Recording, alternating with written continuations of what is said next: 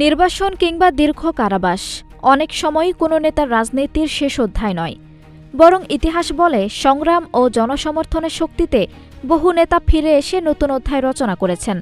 দেশে ফিরে ইতিহাস গড়া এমন 4 বিশ্ব নেতার গল্পই আজ তুলে ধরা হলো।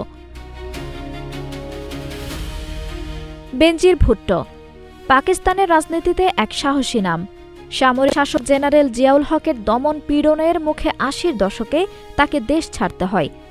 যুক্তরাজ্যে নির্বাসিত থেকেও তিনি পাকিস্তান পিপলস পার্টির নেতৃত্ব দেন।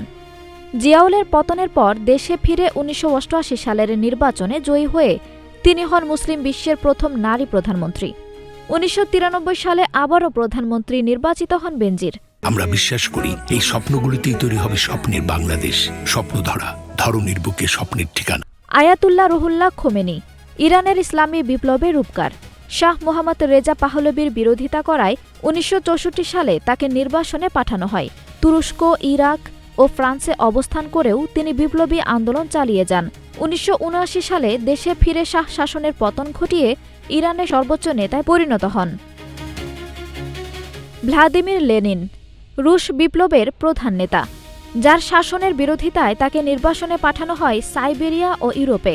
1917 সালে দেশে ফিরে অক্টোবরে বিপ্লব ঘটিয়ে সোভিয়েত রাষ্ট্র প্রতিষ্ঠা করে। আর নেলসন ম্যান্ডেলা 27 বছরের কারাবাস শেষে মুক্তি পেয়ে বর্ণবাদী শাসনের অবসান ঘটান এবং 1994 সালে দক্ষিণ আফ্রিকার প্রথম কৃষ্ণাঙ্গ প্রেসিডেন্ট হন।